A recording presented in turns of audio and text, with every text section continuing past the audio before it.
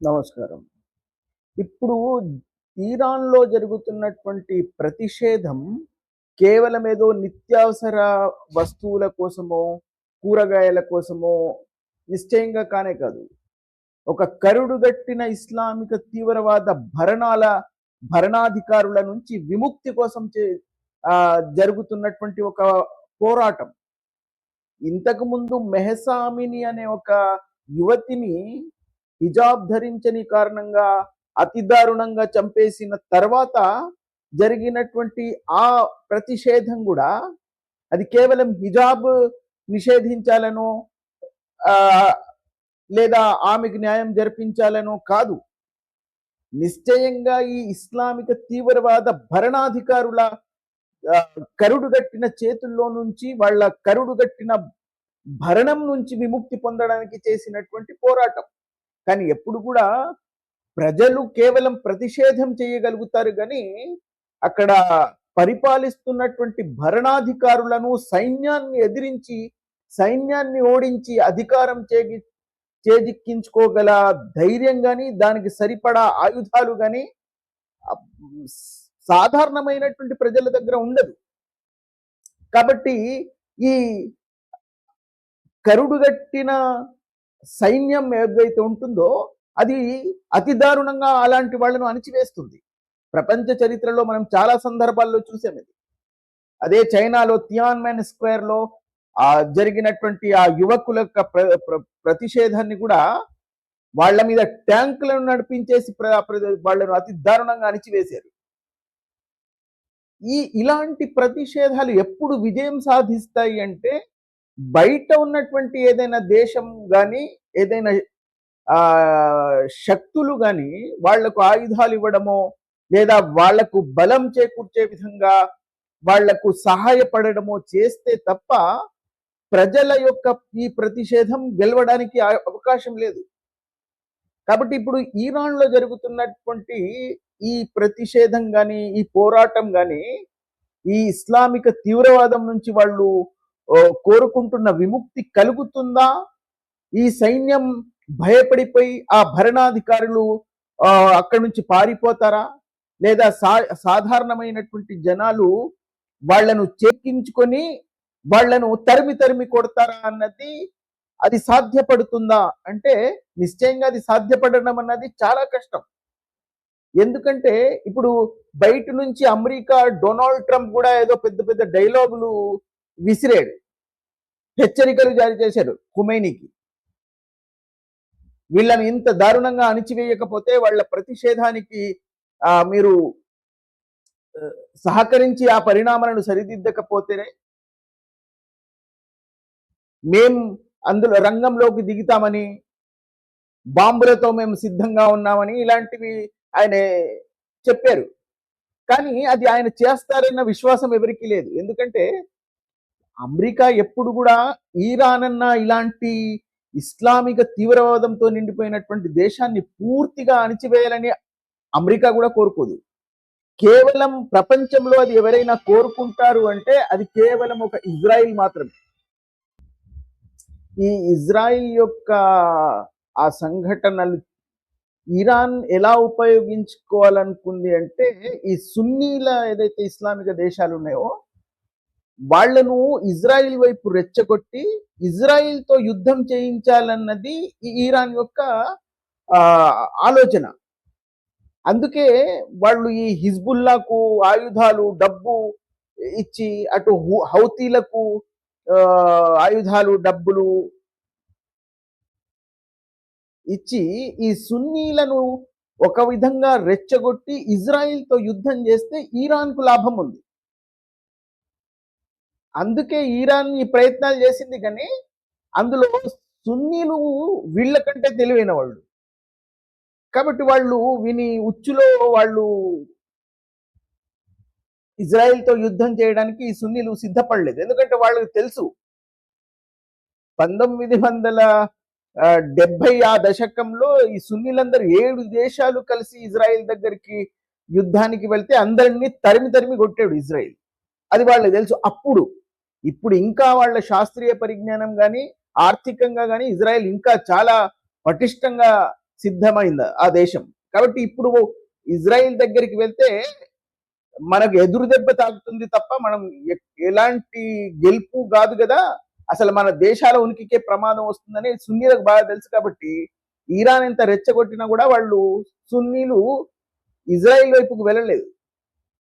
కానీ ఇజ్రాయిల్ ఎప్పుడు కూడా ఇరాన్ గురించి కానీ ఇరాన్ లో శాంతి స్థాపించడానికి ప్రపంచంలో ఏ దేశం కూడా కోరుకోలేదు. కానీ ఇజ్రాయిల్ మాత్రం ఎప్పటి నుంచో కోరుకుంటుంది. అది మనస్ఫూర్తిగా ఇరాన్ లో శాంతి స్థాపించబడాలి అని కోరుకునే ఒకే ఒక దేశం ఇజ్రాయిల్. వాళ్ళు ఎప్పుడు కూడా బెంజమిన్ నెతన్యాహు కూడా ఇరాన్ ప్రజలను ఉద్దేశించి మాట్లాడుతూ ఉంటారు ఆయన. ఇప్పుడు ఇంకొకటి, ఇరాన్ లో డొనాల్డ్ ట్రంప్ పదే పదే చెప్తున్నప్పటికీ ఇరాన్ ని పూర్తిగా అణిచివేసి అక్కడ ఇస్లామిక తీవ్రవాదం లేకుండా చేయాలన్న ఉద్దేశం అమెరికాకు లేదు, యూరోపియన్లో ఏ దేశానికి లేదు. ఎందుకంటే ఒకవేళ అలా చేస్తే ఇప్పుడు ఒకవైపు ఈ సున్నీల ఇస్లామిక రాజ్యాలు ఏవైతే అమెరికాతో కాస్త భయపడుతూ ఉన్నాయో ఆ భయం లేచిపోతుంది.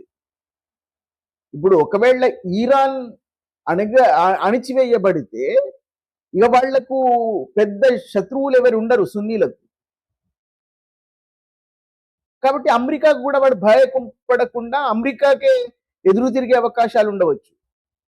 ఇంకోవైపు ఇజ్రాయిల్ కూడా అప్పుడు ఒకవేళ ఇరాన్ అన్న దేశం అణిచివేయబడితే ఇస్లామిక తీవ్రవాదం అక్కడి నుంచి పూర్తిగా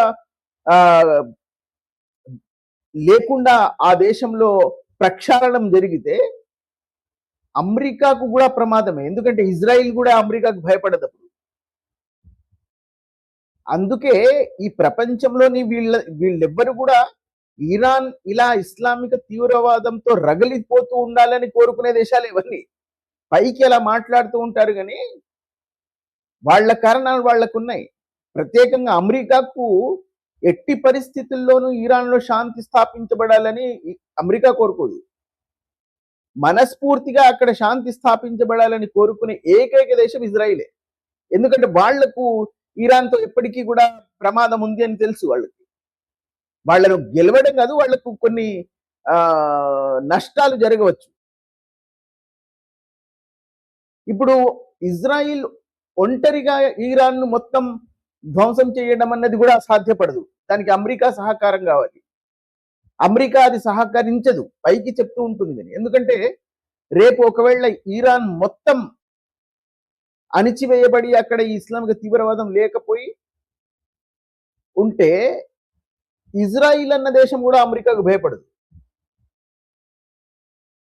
ఇన్ని లొజుగులున్నాయి ఇందులో. ఇప్పుడు అక్కడ ఇరాన్ ప్రజలు ఇప్పుడు వాళ్ళలో వచ్చినటువంటి ఆ విప్లవం గాని వాళ్ళు నిజంగా అక్కడ ఉన్నటువంటి ఈ తీవ్రవాద భరణాన్ని వాళ్ళు సమాప్తం చెయ్యగలరా అంటే నిశ్చయంగా సందేహమే. ఎందుకంటే బాహ్య శక్తులు సహకరించకపోతే ప్రజలు మాత్రమే ఏమి చెయ్యలేరు. ఒక సైన్యాన్ని, ఒక భరణాధికారాన్ని తో పోరాడి జయించాలి అంటే చరిత్రలో చాలా తక్కువ సందర్భాల్లో జరిగినటువంటి చరిత్ర ఉంది మన ప్రపంచంలో. అదంత సులువైనటువంటి విషయం కాదు.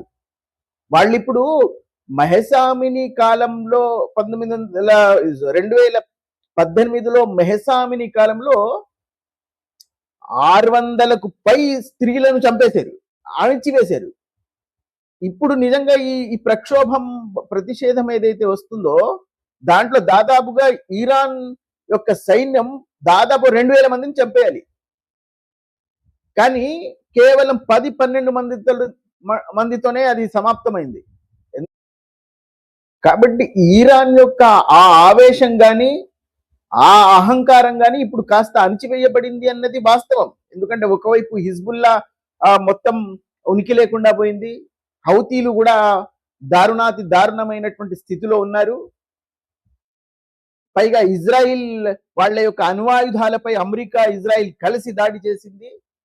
ప్రజల్లో పూర్తిగా దేశం ఉంది, రగులుతుంది. కాబట్టి ఆ ఖుమేనీ లాంటి తీవ్రవాద భరణాధికారులు కాస్త భయపడుతున్నారు. లేకపోతే ఇప్పటికీ 2000 మందిని చంపేయాలి వాళ్ళు.